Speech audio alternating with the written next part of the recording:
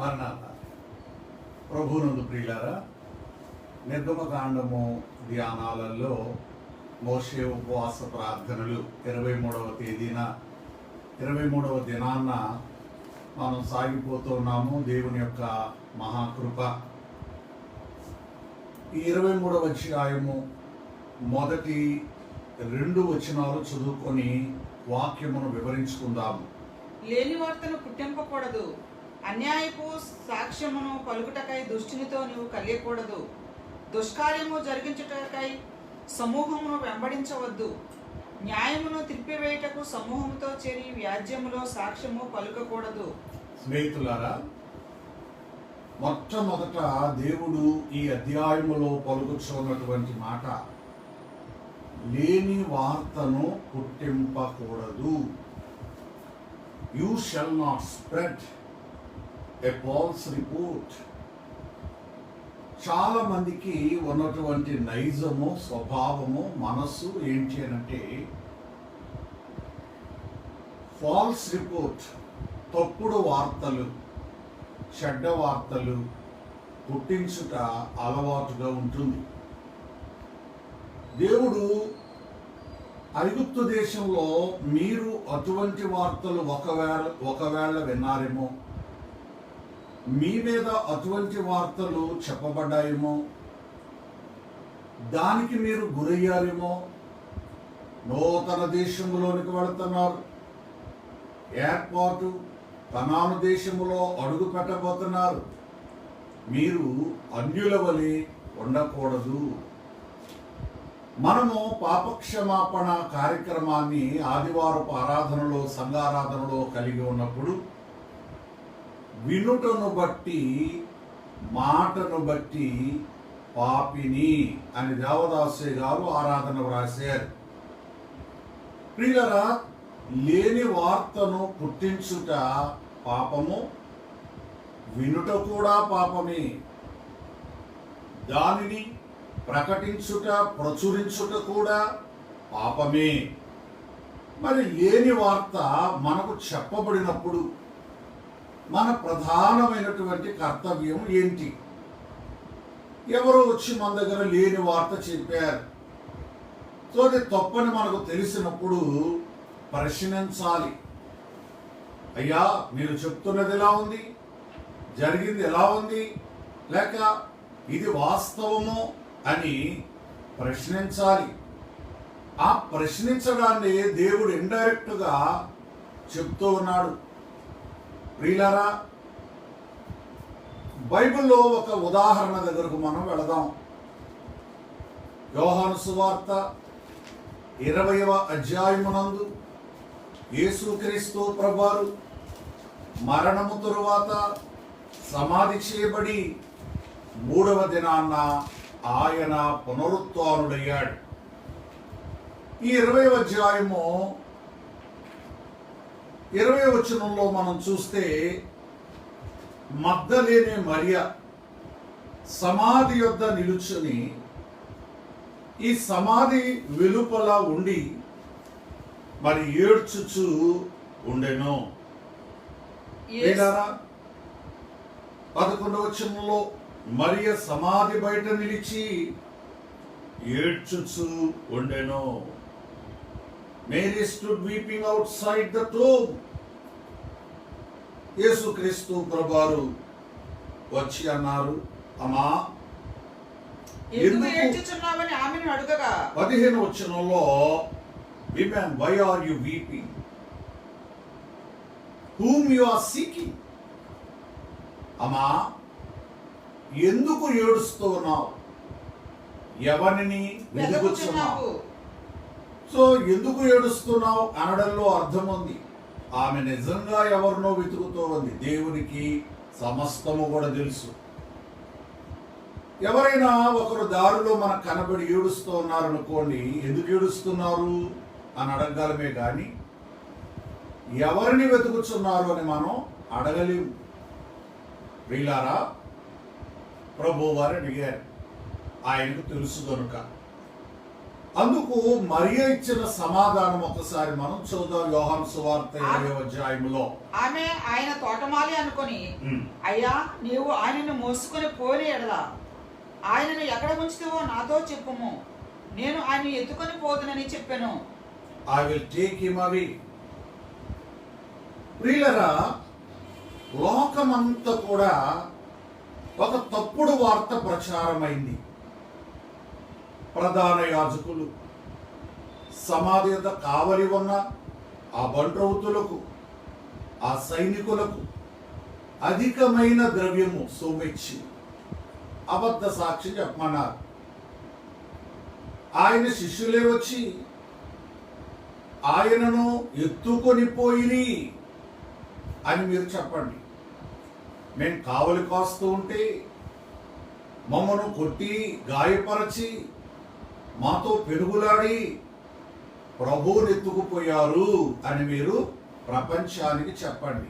నా ప్రభువుని ఎవరు ఎత్తుకొని పోయిరి. కాబట్టి ఈమె ప్రభు మాటను నమ్మట్లేదు. ప్రభువు చెప్పింది, నేను 3వ దినమున లేతును.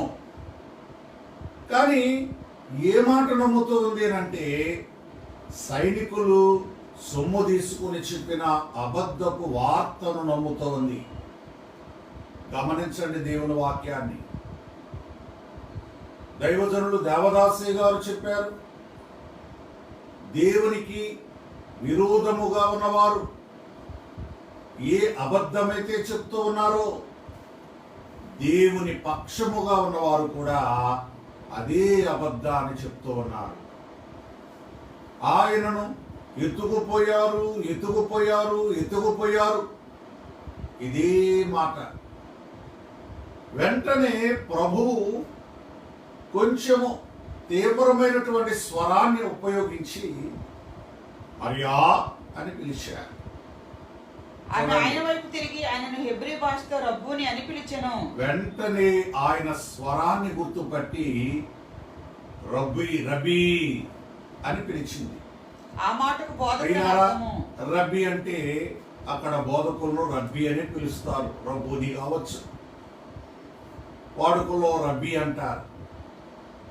వెంటనే గుర్తుపట్టింది, ఆహా, ఇంతసేపు నేను చెప్పింది అబద్ధం, సైనికులు చెప్పింది అబద్ధం, ప్రధాన యాజకులు చెప్పింది అబద్ధం.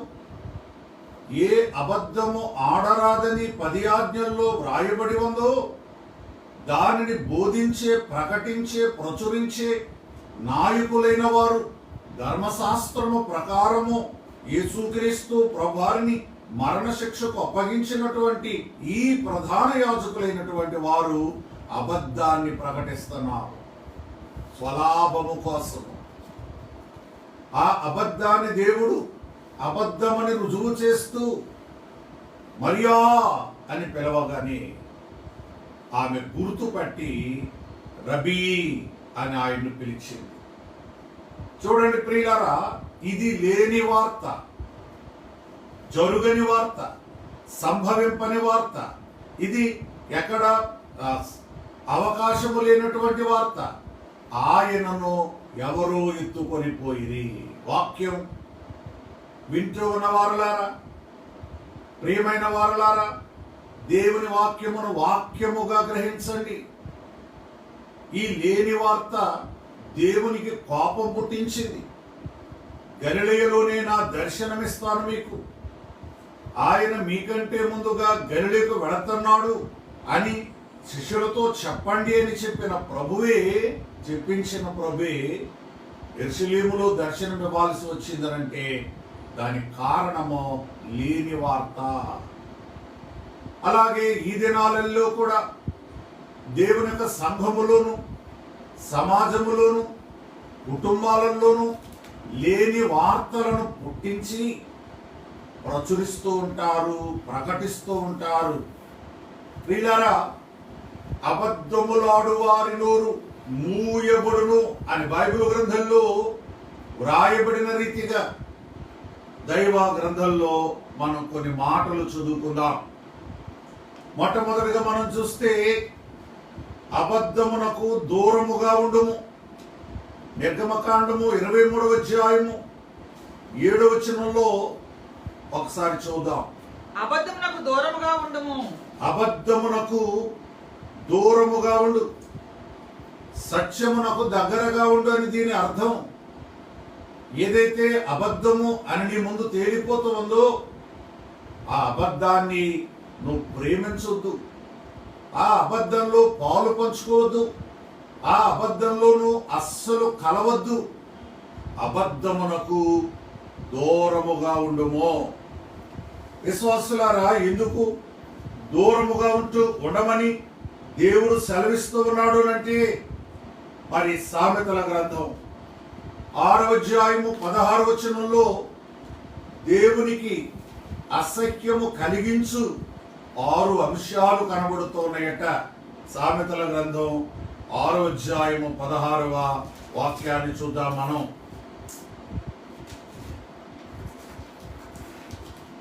చూడండి, ఇందులో ఆయనకు అసహ్యము కలిగించు 6 అంశములు కలవు, 7 హేయములు కూడా ఉన్నాయి అని. యెహోవాకు అసహ్యములైనవి 6 కలవు, 7 ఆయనకు హేయములు. అవేవనగా అహంకార దృష్టి, కలలాడు నాలుక, నిరపరాధులను చంపు చేతులను, నిరపరాధులను నాశనం చేసేటువంటి చేతులు, దుర్యోచనలను యోచించు హృదయము, దురాలోచనలు చేసేటువంటి హృదయం, కీడు చేయటకు త్వరపడి పరుగులెత్తు పాదములను. కీడు చేయడానికి మేలు చేయడానికి పరిగెత్తరు కానీ వీళ్ళు కీడు చేయడానికి మాత్రం పరిగెడతారు. ఆ పాదములను, లేని వాటిని పలుకు అబద్ధ సాక్షియు, అన్నదమ్ములలో జగడములు పుట్టించువాడు. వీళ్ళందరూ కూడా దేవునికి హేయమైనటువంటి వారు, దేవుని దృష్టికి నీచమైనటువంటి వారు. ప్రియులారా, ఈ లక్షణాలు ఎటువంటి మానవుల్లో, ఎటువంటి వ్యక్తుల్లో ఉన్నాయో మనం గమనించేటి వారికి దూరంగా ఉండాలి. ఈ లక్షణాలు దేవునికి హేయము, అసఖ్యము అని స్పష్టముగా సొలొమోను భక్తుడు సెలవిస్తూ ఉన్నాడు. అట్టివారు భక్తులైనా, అట్టివారు సేవకులైనా, అట్టివారు నాయకులైనా వారిని దేవుడు ఎంత మాత్రం కూడా మెచ్చుకోడు, సరిగదా అసహించుకుంటాడు. కాబట్టి ప్రియులారా, ప్రతి అబద్ధమునకు దూరముగా ఉండుము. నిరపరాధినిగా నీతిమంతుని గాని చంపకూడదు. 10వ వచనంలోనికి వెళదాం మనం. 6 సంవత్సరములు నీ భూమిని విత్తి దాని పంట కూర్చుకొనవలెను. క్రొత్త దేశములోనికి వెళ్ళిన తర్వాత దేవుడు మీకు భూములు ఇవ్వబోతూ ఉన్నాడు. కనాను దేశ భూములు మీవే. మీరు నాటని ద్రాక్ష తోటలను దేవుడు మీకు ఇవ్వబోతూ ఉన్నాడు. మీరు త్రవ్వని బావులను దేవుడు మీకు ఇవ్వబోతూ ఉన్నాడు. కాబట్టి ఆ భూముల్లో మీరు వ్యవసాయం చేసేటప్పుడు, ఆ భూములను పండించేటప్పుడు 6 సంవత్సరములు నాన్ స్టాప్ గా మీరు ఆ యొక్క భూమిని పండించవచ్చు. 7వ సంవత్సరమున దానిని బీడు విడవవలెను. ప్రియులారా, 7వ సంవత్సరమున నీ యొక్క భూమిని, నీ యొక్క పంటను విడిచిపెట్టాలి. అప్పుడు నీ ప్రజలలోని బీదలు తినిన తర్వాత మిగిలినది అడవి మృగములు తినవచ్చును. అడవి మృగములు తినవచ్చు అంటే దీన్ని అర్థం చేసుకోవడానికి చాలా టెక్నిక్ ను దేవుడు ఉపయోగించాడు. నీ ద్రాక్ష తోట విషయంలోను ఒకరి పంట ఈ ఏడాది 7వ సంవత్సరం రావచ్చు, మరొకరికి వచ్చే ఏడాది 7వ సంవత్సరం రావచ్చు. ఇలాగున మీరు చేసుకుంటూ వెళితే మీ దేశంలో పంటలు ఉంటాయి, మీ దేశంలో సామగ్రి ఉంటుంది, మీరు చక్కగా ఉంటారు. భూమికి విశ్రాంతి ఇవ్వండి దేవుడు తెలియజేస్తూ ఉన్నాడు. ఇవాళ దేవుని మాట ప్రకారంగా కాకుండా భూమికి విశ్రాంతి లేకుండా కంటిన్యూగా దాన్ని పండించడాన్ని బట్టి సారము కోల్పోయి ప్రియులారా, అనేకమైన ఎరువులు ఈ భూమికి వాడవలసి వస్తూ ఉంది. ఆ పూర్వకాలమున ఏ విధమైన ఎరువులు వారు వాడలేదు. ఎంత గొప్ప గొప్ప ఫలాలు ఇశ్రాయేలు భూమి ఇచ్చింది అని అంటే, చాలా గొప్ప ఫలాలు. ఒక ద్రాక్ష గెలను 2 మనుష్యులు మోసారు అంటే గొప్ప పంట. కాబట్టి ప్రియులారా, నీ ద్రాక్ష తోట విషయంలోను, ద్రాక్ష తోటల విషయములో, నీ ఒలివ తోట విషయంలోను, ఒలివ తోటల విషయములో, ఇతరత్ర విషయాల్లో మీరు ఇదే పద్ధతిని అనుసరించవలెను. భూమికి విశ్రాంతి, మానవ దేహమునకు ప్రతి 7వ దినాన విశ్రాంతి ఉండాలి. 6 దినములు నీ పనులు చేసి, 6 దినములు నీ పనులు చేసి, నీ ఎద్దును, నీ గాడిదయు, నీ దాసి కుమారుడును, పరదేశియు విశ్రమించినట్లు అందరికీ కూడా నువ్వు రెస్ట్ ఇవ్వాలి. 7వ దినమున ఊరక ఉండవలెను. పని మనిషికి కూడా, దాసునికి కూడా నువ్వు రెస్ట్ ఇవ్వాలి. అప్పుడే వారి శరీరము సరిగా పుంజుకొని మరలా శక్తితో నింపబడి వారు చక్కగా పనిచేయగలుగుతారు. కారణం ఏంటంటే, ఈ దేహమును నిర్మించిన వాడు మన దేవుడు. ఆయనకు తెలుసు ఈ దేహానికి ఏం చేయాలో. ఇక 14వ వచనం దగ్గరికి మనం వెళితే, సంవత్సరమునకు 3 మారులు నాకు పండుగ ఆచరింపవలెను. 3 మారులు పండుగలు ఆచరించవలెను. పులియని రొట్టెల పండుగ ఆచరింపవలెను. 3 పండుగలను దేవుడు మరలా మరలా మాట్లాడుతూ ఉన్నాడు. ఇదేమంటే, మొట్టమొదటిది పులియని రొట్టెల పండుగ. ఇది పస్కా పండుగతో లింక్ అయి ఉండేటువంటి పండుగ. పస్కా పండుగ అనంతరమే 7 దినాలు పులియని రొట్టెల పండుగను వారు ఆచరించాలి. రెండవది నీవు పొలములో పెంతెకొస్తు పండుగ. ఈ 7 పండుగల్లో 3 పండుగలను దేవుడు ముఖ్యమైన వాటిగా ఎంచాడు, సపరేట్ చేశాడు. మూడవది పర్ణశాలల పండుగ. ప్రియులారా, 7 దినాలు ఇశ్రాయేలులు అరణ్యములోనికి వెళ్ళి అక్కడ గుడారములు వేసుకొని అక్కడ వారు దేవుని ఆరాధించాలి, స్తుతించాలి. ఎందుకంటే వారు ఐగుప్తులో ఉండొచ్చినప్పుడు అరణ్యంలో దేవుడు వారిని చక్కగా నడిపించడం జరిగింది. కాబట్టి ఈ వాక్యాన్ని బట్టి మనం కొంత లోతైనటువంటి ధ్యానాన్ని జరిగించుకున్నట్లయితే, ఈ 3 పర్యాయములు నీ పురుషులైన వారు నా యొక్క సన్నిధిలోనికి వచ్చినప్పుడు, సంవత్సరమునకు 3 మారులు పురుషులందరూ ప్రభువైన యెహోవా సన్నిధిని కనబడవలెను. ప్రియులారా, వారు వస్తూ వస్తూ కూడా వట్టి చేతులతో రాకూడదు. వారు వట్టి చేతులతో నా యొక్క సన్నిధికి కనబడకూడదు. సన్నిధిని కనబడకూడదు. నా సన్నిధిని ఎవడనో వట్టి చేతులతో కనపడకూడదు. నా సన్నిధికి ఏదో ఒకటి తీసుకుని రావాలి. ఎంటీగా వస్తే ఎంటీగానే వెళ్తాం. వట్టి చేతులతో వస్తే దేవుడు ఇశ్రాయేలులకు ఆరంభ దినాలలో నేర్పుతూ ఉన్నటువంటి విధానములు, వీటినే న్యాయ విధులుగా మనం చెప్పుకుంటూ ఉన్నాం. స్నేహితులారా, 21వ అధ్యాయం 1వ వాక్యంలో మరలా జ్ఞాపకం చేసుకోండి. ఆయన సెలవిచ్చిన న్యాయ విధులు ఏవనగా ద రూల్స్. కాబట్టి పాఠాన్ని మనం కొంచెం ముందుకు తీసుకొని వెళదాం. ప్రియులారా, 20వ వచనం దగ్గరికి వెళదాం. ఈ 20 నుండి 23 వచనాల మధ్య దేవుడు ఒక దూతను గురించి మాట్లాడుతూ ఉన్నాడు.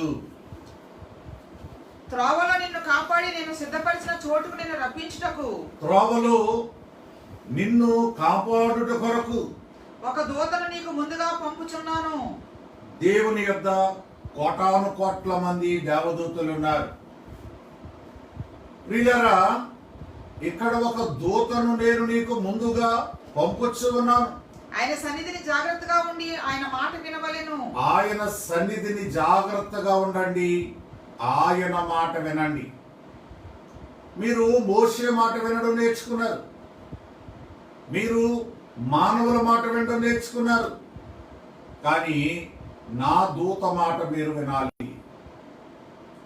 దూత మాట విననందువలన లోతు నాశనములోనికి వెళ్ళిపోయాడు. చేస్తే నాశనాన్ని తెచ్చుకుంటాం. ఆయన మీతో చెప్పున్నది చేయుడి. ఇది బైబిల్ మిషన్ వారికి దేవుడు దేవదాసయ్య గారి ద్వారా ఇచ్చినటువంటి మూల సిద్ధాంతం. ఆయన చెప్పినట్టుగా జరగాలి, తీరుస్తాడు. కాబట్టి దూత దగ్గర మీకు కొన్ని కండిషన్స్ ఏంటంటే, నీవు ఆయన మాటను జాగ్రత్తగా విని ఆయన మాటను వినాలి. నేను చెప్పినది యావత్తు చేసిన యెడల మనుషుల మాట మీరు వినొద్దు. నా దూత వైపే చూడండి.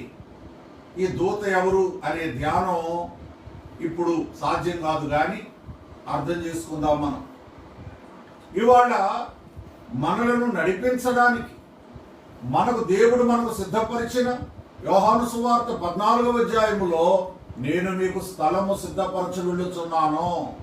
నా దూత నీకు ముందుగా వెళ్ళును. సో ఈ దూత పని ఏంటంటే సిద్ధపరచిన చోటుకు మిమ్మల్ని చేర్చును. యేసుక్రీస్తు ప్రభువారు సిద్ధపరిచిన చోటుకు మనలను చేర్చువాడు పరిశుద్ధాత్మ తండ్రి. కాబట్టి పరిశుద్ధాత్మ దేవుని యొక్క మాట మనము వినవలెను. ప్రియులారా, ఆయన మాట వినవలెను. రెండవది, ఆయనకు కోపము రేపవద్దు. కొంతమంది మానవులకి ఏంటి పని అని అంటే ఎదుటి వారి కోపాన్ని రేపుతారు. మీ అతిక్రమంలో కోపాన్ని రేపినప్పుడు ఎటువంటి వారైనా సరే రెచ్చిపోతారు. ప్రియులారా, కోపాన్ని తగ్గించే ప్రయత్నం చేయాలి. మంటలో నీళ్లు పోసి మంటను ఆర్పేటువంటి ప్రయత్నం చేయాలి. కానీ లోకంలో ఒక సామెత ఉంది, adding fuel to the fire. మంటకు ఆయిల్ పోస్తే అది మరింత బొగ్గుమంటది. దాన్ని కోపము రేపుట, adding fuel to the fire. స్నేహితులారా, రేపొద్దు సుమా, జాగ్రత్తగా ఉండండి, మాట వినండి, నేను నిర్ణయించిన స్థలమునకు మీరు చేరుకోండి.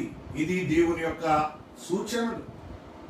ప్రియులారా, ఇంత కరాఖండిగా ఆయన సిద్ధపరిచిన చోటునకు తీసుకొని వెళ్ళడానికి అనేకమైనటువంటి సూచనలు ఇశ్రాయేలు ప్రజలైన వారికి ప్రభువారు దయచేశారు.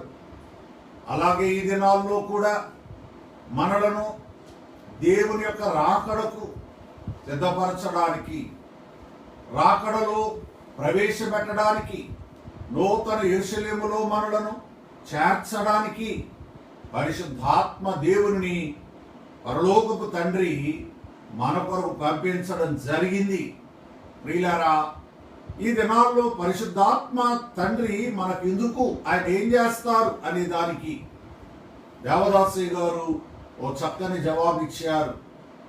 రాకడకై సిద్ధంబోటకు నానేక మందికి క్రీస్తు ఈ కాలమున శుద్ధాత్మతో ఇచ్చును బాప్తిస్మో. యేసు ప్రభువు వచ్చుచున్నాడిదిగో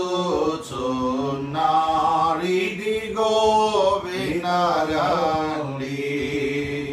ప్రియులారా, మనకు పంపబడిన మన దూత పరిశుద్ధాత్మ అనేటువంటి దూత కూడా మనలను కనాను చేర్చడానికి ఇశ్రాయేలుకి ఇవ్వబడిన హెచ్చరికలి, ఆయన కోపము రేపవద్దు, ఆయన మాట శ్రద్ధగా వినండి, ఆయనను అనుసరించండి, ఆయనను ఫాలో అవ్వండి.